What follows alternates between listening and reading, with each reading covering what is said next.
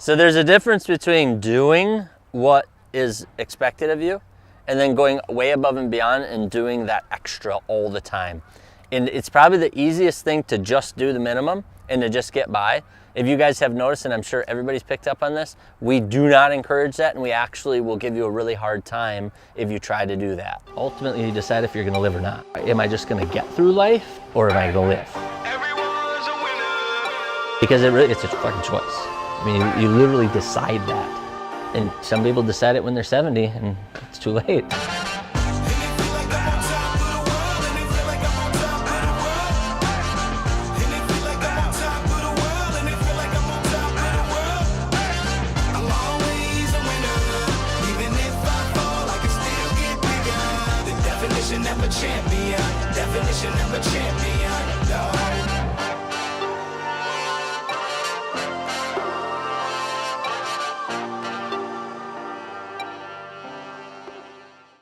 Surprise, I'm back. Last week, I think it was, you heard that I was a starter and a problem solver. Well, today I'm solving a problem. Dom decided he wanted to spend more time focusing on school, and I don't blame him at all. Dream job is super demanding, so I wish him the best of luck doing that while he finishes up college. In the meantime, I'll be taking back Dream Job, and we'll still bring you all the content and whatnot that you've come to expect from us. So, I'm back. So, since it's me and Fuller again, we're gonna bring it back to you guys a little bit different, but I think this is kind of what you've been asking for. From now on, we're gonna do the Wednesday team meeting teaching. You're gonna see that on Monday nights. Then what we're gonna do is we're gonna spend that week capturing the moments in our lives of those teachings that are happening, and then Thursday, we're gonna bring you that episode that matches up. Let me give you an example. In the coming episode, you're gonna hear about, which one did they just hear about, Fuller? Effort. So in Monday's episode, is this the episode right now? Okay, we're in the episode right now. So this episode is gonna be a teaching on effort. This coming Thursday, what you're gonna see from our team is effort, going above and beyond, why people put in the extra hours, why they put in the extra time, why it's 6:15 and nobody has any intention of leaving here. If you look that way, Fuller, you'll see there's literally dozens of people still here. Some of them are screwing around, but most of them are actually still working. But that's what we want to do. So give us some feedback, give us some comments. Hopefully you enjoyed this week. Check out the connection between today's teaching episode and then this coming Thursday, where we're going to show you where we're displaying that behavior. This is also going to be good for my team because it's going to make us stick to what we've learned for the lesson that week. Or not, we'll change it if it doesn't.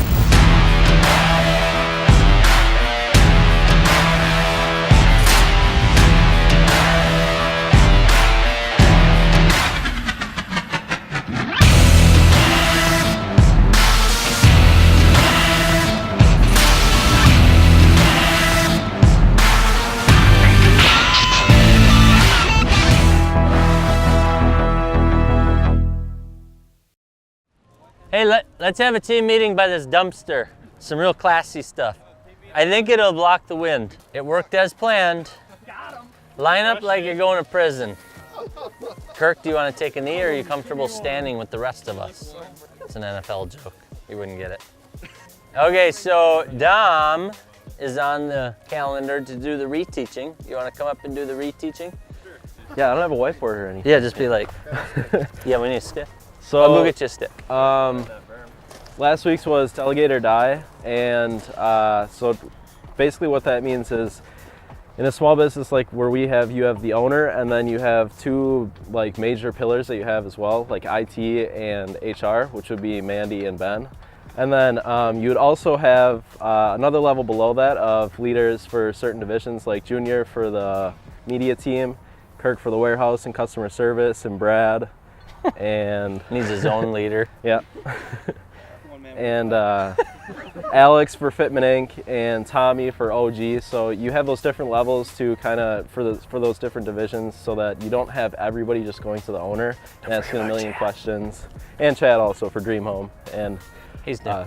Yeah, he's new. So yeah, the point behind that is that so you have some structure, and you don't have people running around and someone going to the owner asking him a bunch of questions.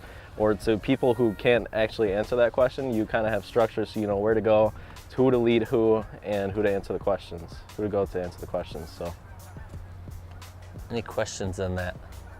So the whole point of it was, I think you guys know what delegating is. It's more about how it applies to us. There's so many of you guys. There's no way that one person can tell everybody where the scissors are at. If the next person asks me where the scissors are, I so swear to God. Eric? Just find them and stab them in their neck. Just got stung. Good? Frank Smith. Any questions? Frank Smith, everyone. Frank fucking Smith. That's a white name. So he will, he's interviewing for the IT position that we don't have open. I wish you the best of luck, Frank Smith. He sent me a message and said he's an IT geek, auto enthusiast. He has a GTR and he's an overall awesome dude. So here he is. Got his ass. Thank you. Appreciate that. No, so the one I want to do this week is about, I've been working on my son all week with this, so I figured why not share it with my other sons. Effort. Effort. So there's a difference between doing what is expected of you and then going way above and beyond and doing that extra all the time. And it's probably the easiest thing to just do the minimum and to just get by. If you guys have noticed, and I'm sure everybody's picked up on this, we do not encourage that, and we actually will give you a really hard time if you try to do that. The big thing that we try to push here, and the thing that you'll always see me doing, is always above and beyond. Always going to extra effort. When Kevin makes his t-shirt designs, it always makes me smile because he always makes like 50 of them. Usually we have to stop him. And it's because he doesn't want an okay t-shirt, he wants the best. And he always tries to keep going and going and going and going. And that's, I think, the thing that you're looking for. Fuller made me do a stupid picture the other day. He said, make it look like you're saying this close. Just randomly, I'm walking through the shop, he's like, make a face, and be like, and I was like, I don't know what the fuck this guy wants, but I'm sure it's worth it. So I did it.